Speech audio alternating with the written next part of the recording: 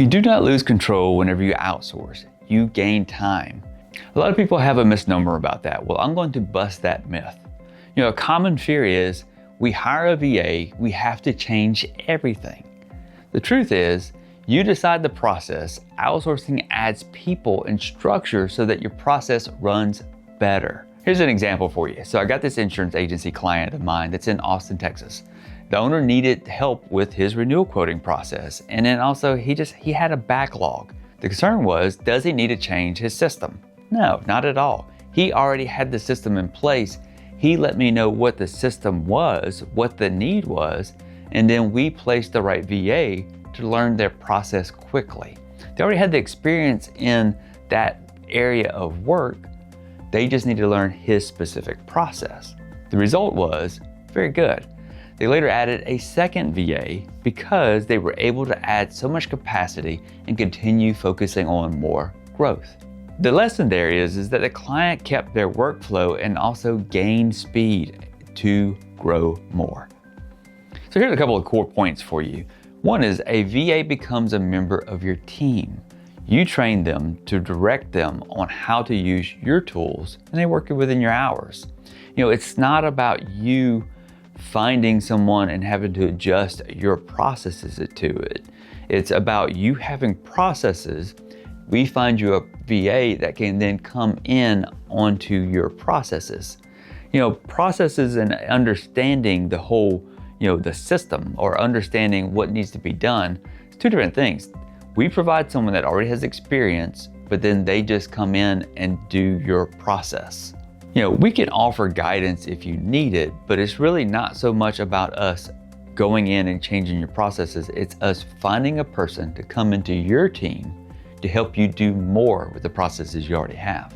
So how do you onboard a VA and then also keep your processes in place? Well, first thing is just create a simple process map, just map it out. Maybe you have a person that's in that team now doing the thing.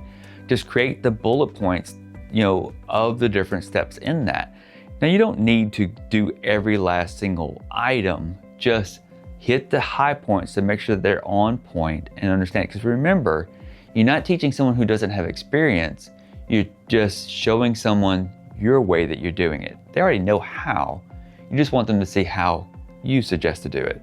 That way they know the definition of done, right? Remember, the definition of done is showing them this is what I expect the outcome to be, because that's the important part, is that it just gets done correctly. Once you write those tasks down, then you can give that to them so that they can set up a reoccurring process for themselves. List the task under each one of the steps and then assign the owners also. This is all a part of the process of doing that. Look for any sort of bottlenecks. Maybe you let them also kind of point out where they see that there's some time being wasted or how they can improve the process. Maybe they know something from their experience that will help you in your business. Another way that you can help make sure that you integrate your VA into the team is by having virtual stand-up meetings to learn norms and sequences. Just having regular one-on-one check-ins to check in, see how are things going, asking, do you have any questions? Do you see anywhere we can improve the process? Maybe again, there's something they've learned from their previous experience that can help you in your business. Because hey, look, if they can bring something to the table to help you to do better, wouldn't you like that? Here's another thing to think about. If maybe it's not a VA, but it's an executive assistant. You teach them how you work. This is a part of onboarding process too here. If it's an executive assistant, remember, these are people who are critical thinkers. They're strategic, management partners for you. You want to teach them how you think and how you work. How are decisions being made? What is the voice that you usually use for your emails when you're responding? And also those different aspects help them to understand, how do you think, how do you reason, and what's important to you. That way they can take that and blend that with understanding the business itself. Let them shadow you. Make sure that you have like daily meetings so that they can walk through your email inbox with you to understand how you do it. Look, an executive assistant taking over your email inbox is a foundational process to help them to understand, how do you think? Because think about it. You're going through it, you're telling them, this is what's important to me. This is how I respond to this. They understand your tone and also what needs to be delegated to somebody else.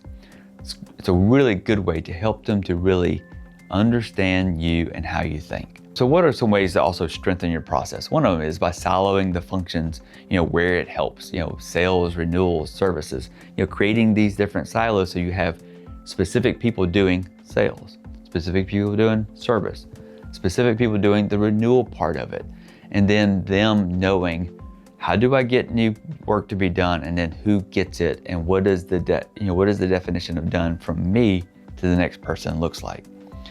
You can also go another step and create templates for common emails as well as also tasks.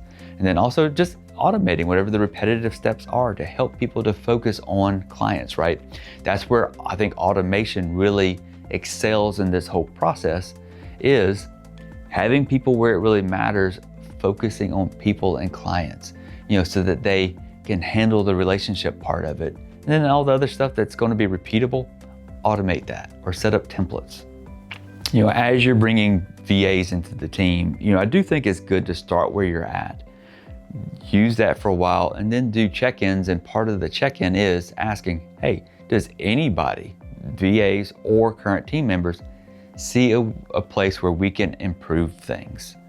You'd be surprised where they may see redundancies or steps that just aren't important. This is a great way to help improve and streamline your processes. Look, it's all about less clicks, right? Less clicks equals more time doing the things that matter, focusing on people and relationships. Make sure that you're measuring the results also. Track the same KPIs over time and then let the data guide changes. If you see there's a place where it's getting bogged down, well then the KPIs will show it. Then you can address that. Have open dialogue. I talk in another video about emotional intelligence. This is a great place to apply that skill set of reading the room, reading what you're seeing from people. Is someone scared to share what they think? Hey, give them permission to share if they disagree with something or they see a problem. Because what you really want is efficiency, and you want people to feel like this is a trusted zone, right? Because if there's something really important that's wrong, you don't want them to be scared to say something's really wrong. So just a couple of closing remarks here is, one is outsourcing does not replace your way of working. It helps you to do better. Look, if you need help with keeping your processes and also removing the backlog, then hey, let's talk. Whether it's an executive assistant for you or also a VA, they don't just replace your processes. They come in and work during your hours in your systems, in your process. Look, as a leader in your business, you have two primary jobs. One of them is the lead, the other is to learn. If you need more time to learn and to lead, hey, take a look at the framework that I have in the first comment. It's the exact framework that I use to get out of the daily grind so that I could lead more and also learn more.